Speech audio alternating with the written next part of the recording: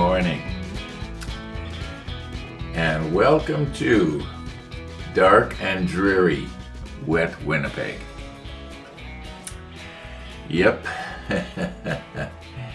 Well, if it don't rain, the flowers don't grow. Okay.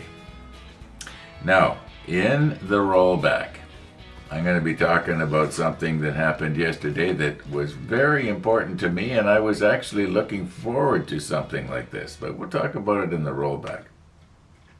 Very little, actually, we'll talk about it. I only mentioned it twice. But, I did come back to the model table yesterday, and I did do some stuff here, and all being well, in the next few minutes we're going to start painting. I believe we're going to be using our 56 so that it matches up with all the rest of the stuff, although I don't know about if I should use the 56 on the ladders and the railing. I haven't decided yet about what color I'm going to do. I think the railing I might as well do in the 56 as well, because it'll sort of match with everything else, even though it's not 100% right. Anyway, let's see what we did yesterday, and let's roll back.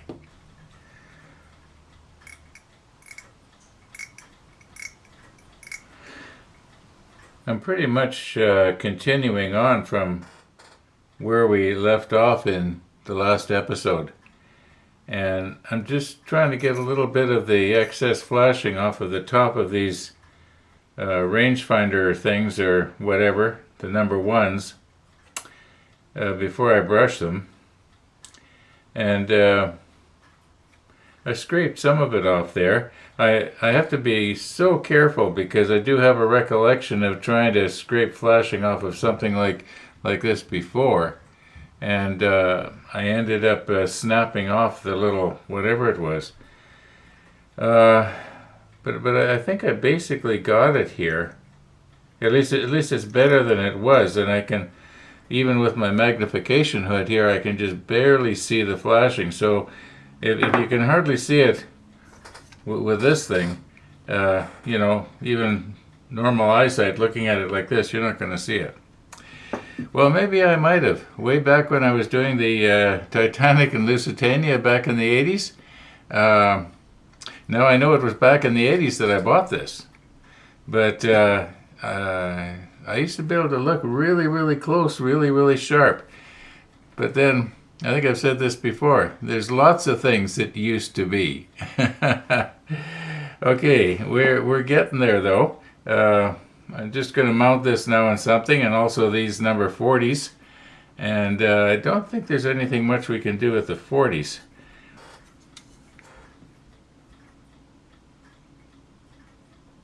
I'm just going to leave them alone. Yeah, I'm just going to leave them alone.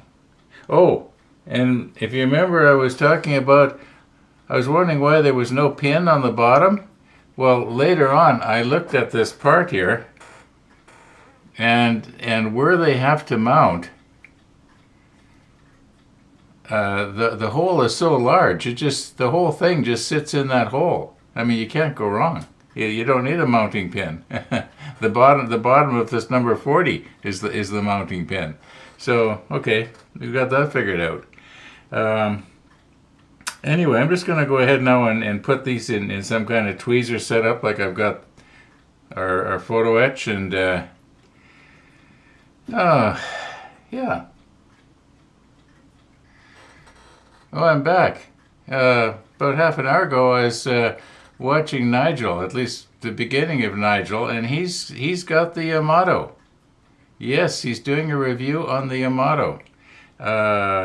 So I only watched the very first episode. He's got 3 episodes out so far. When Amazon delivered it to his door, he put out an episode. Well, I watched all of that, but I haven't had time to watch the rest of it. But I am so thankful, Nigel, that you're doing a review, because if not that there was anything wrong with Peter's review, but you're going to sort of take over where Peter left off, so to speak. and you're going to be showing a lot of stuff that I'm going to be very interested in. So, yeah. Okay, if you'll recall, we started making up these tweezers with the rubber tips, and we never finished it. So I think what we'll do is, well, first of all, we got to cut them down so that they're the same. In other words, when they close up, you want them to, the jaws to match. So I think what I'll do is I'll reposition here, and I'll do some of it with a hobby knife here. And got to be careful, because if I break them off with the tweezer, then I've got to re-glue it back on, and you never get them back on exactly the same way. So once we get them, sanded into shape. Anyway, I'll reposition here. Maybe I'll put the macro lens on.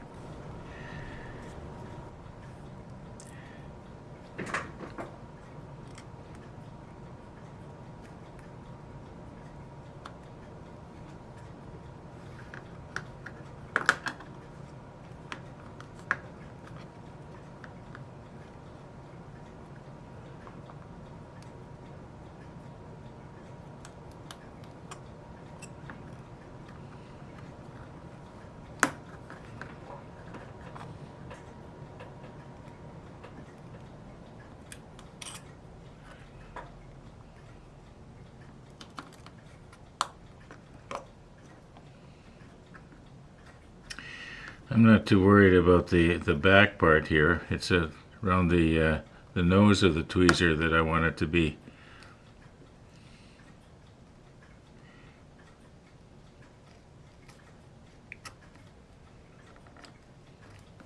Okay, I think the rest of it I'm going to just sort of sand it. I think that'll work better. You could maybe take a little bit, get rid of that there. Sorry about getting my fingers in your view. Okay, I got them pretty even, but they're still, right now they're too big. I want them a little bit smaller than that. Okay, so while I'm trying to file these edges down so that they match, I want to make sure that I'm squeezing together, reasonably hard here.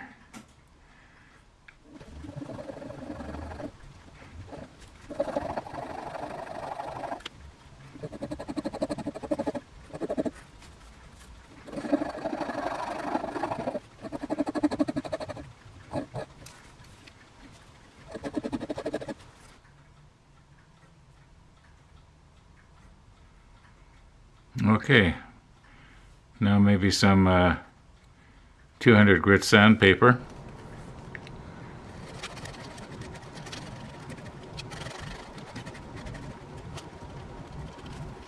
Okay, I don't think there's a whole lot more I can do with this. Okay, let's put the macro lens back on and see what it looks like.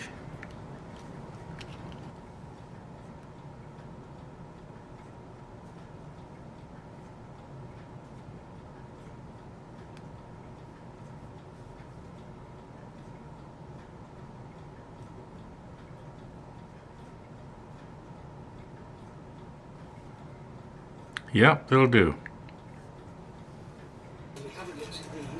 Okay, so here's what's been happening. Instead of working at my model table, I've been spending, I guess altogether over 2 hours watching Nigel here do the review on, let me turn the volume down here a bit, doing the review on the Yamato. And yeah, this is absolutely an excellent review. He moves in and shows the little parts nice and close and crisp. And at the end of it, he actually snaps a bunch of photos. Let's see if I can get into it here. Okay, so he's got these wonderful photos, close-ups. You can just count the rivets if you wanna. Yeah. Thank you, Nigel. This is really good. This is what I hoped somebody would do, and I was actually hoping it was going to be you, because you know your stuff.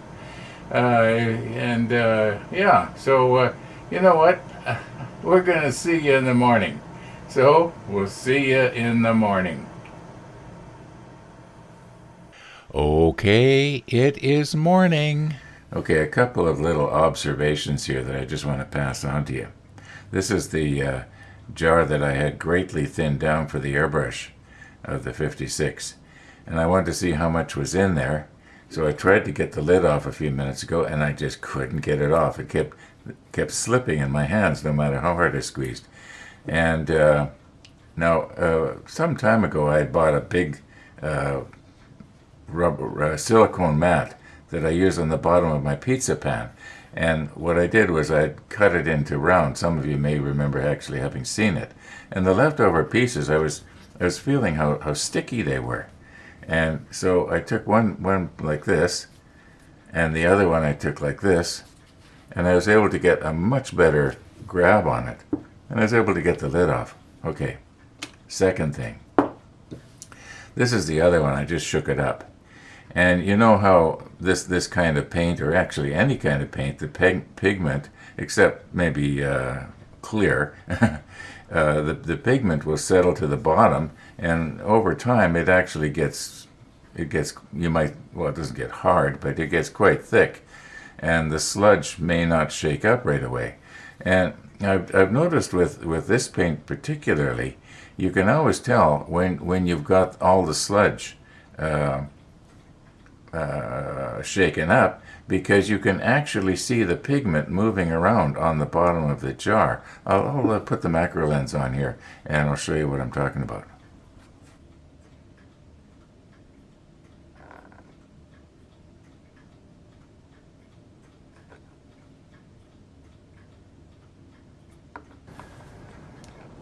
Okay, this is the jar that we just looked at. As far as I know, it's a brand new jar. Because I know I bought 3 of them, and this one I thinned down, and this one I'd opened up and used it for something. I think we'd added something to this. Maybe the oh my goodness, where is it here? Paint retarder. It's possible I did. Anyway, we'll take this and use it just right out of the jar the way it is, because we're going to brush it. Now, I got a comment from a viewer this morning, and he was mentioning that he was wondering if possibly if I was to use the Tamiya fine surface primer on the photo etch, if I mightn't have better luck. And that got me to thinking, you know, there is certain aspects of painting a model that you can't do a better job with except with an airbrush. In other words, the airbrush is the best way to go. And I was thinking, well, these rattle cans, you know, maybe we could use them. My problem with the rattle can is, and these rattle cans have been around since I was a kid, as far as I know, but I find that the nozzles have a tendency to plug up, maybe the idea would be to take the nozzle off and soak it in something like I don't know, some kind of solvent, I guess, and that would clear it out and make it like new again. But then what's to stop the paint from drying up in the stem? So these things here in Winnipeg, as best I remember, this is about $10. They're not cheap. So yeah, you'd hate to use one and then go to use it a month later and find out that it didn't work. I'm just sort of thinking out loud here.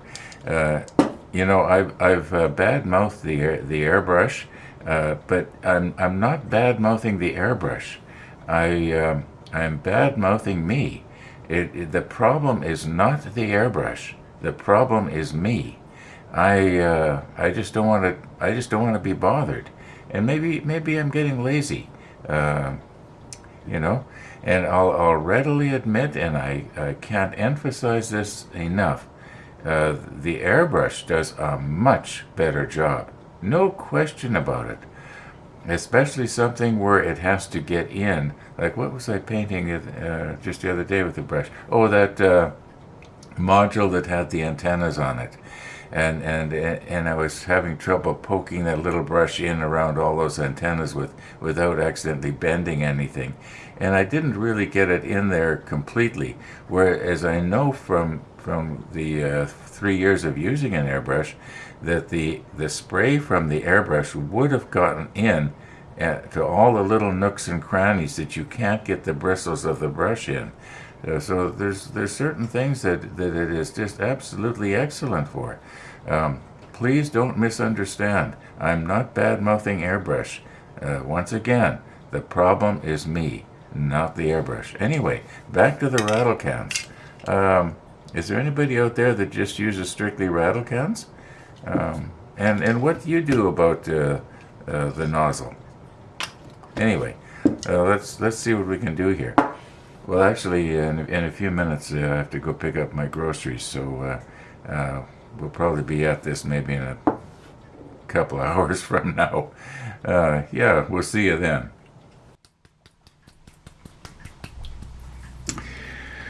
Okay, we have got the groceries.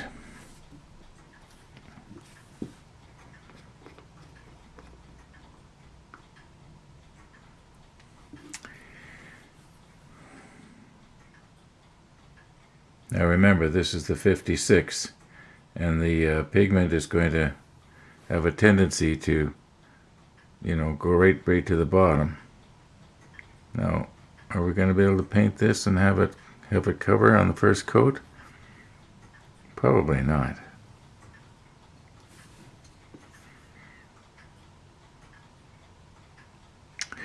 I am not happy with this. This is not working out on photo etch. Maybe I wasn't putting it on thick enough.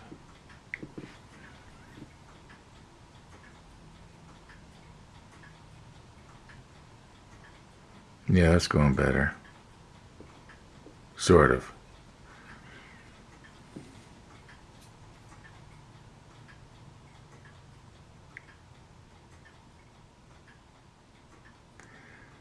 I am just not happy with this.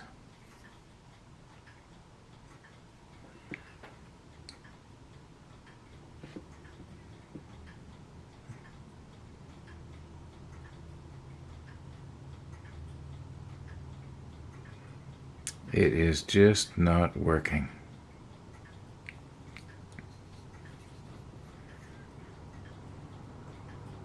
Am I going to have to swallow my pride here and go back to, to airbrushing these parts? Because that worked out pretty good. It was just a bloody nuisance. Okay, I'm going to have to think about this. In the meantime, I'm going to clean out my brush, because this is just not good. Okay.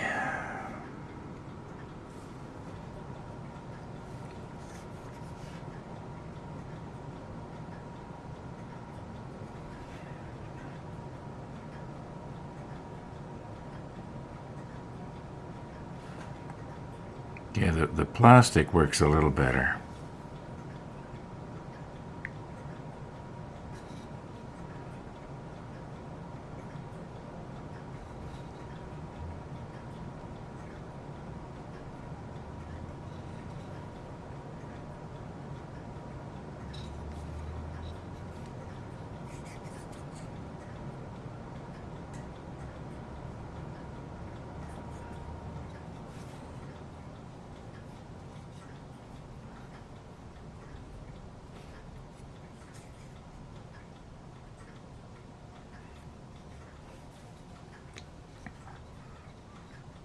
Yeah, the plastic works good.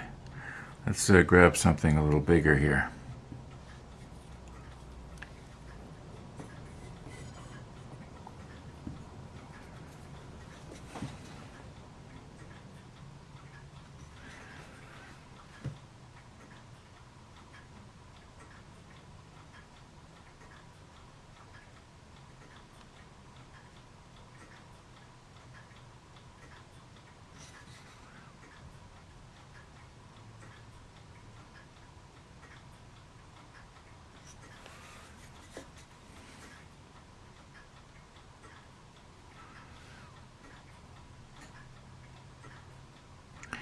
All right. I don't need to paint the bottom of this thing because it's going to be. Actually, it's painting on the plastic quite well. It was just on the photo etch that I seem to be having trouble. And it could be that once that first coat dries on the photo etch, it'll act as an undercoat. Okay, yeah. Now I'm a little bit more encouraged here.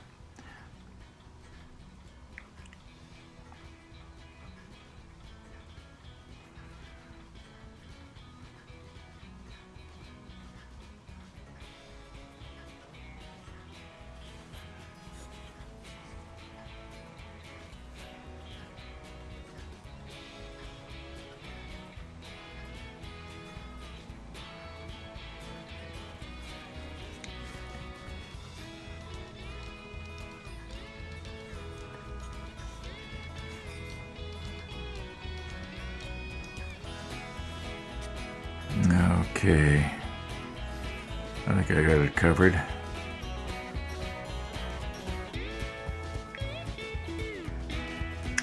All right, let's clean our airbrush up and call this video quits here. We'll let this dry and we'll take a close look at it in tomorrow's rollback, I guess it'll be. In the meantime, I'm gonna have to maybe reconsider what I'm doing here. Yeah, and like I say, anybody has any suggestions regarding the rattle cans, I'm not saying that's the way I'm going to go, but it's a thought. Okay, thanks for watching, everybody, and all being well, we'll be seeing you tomorrow.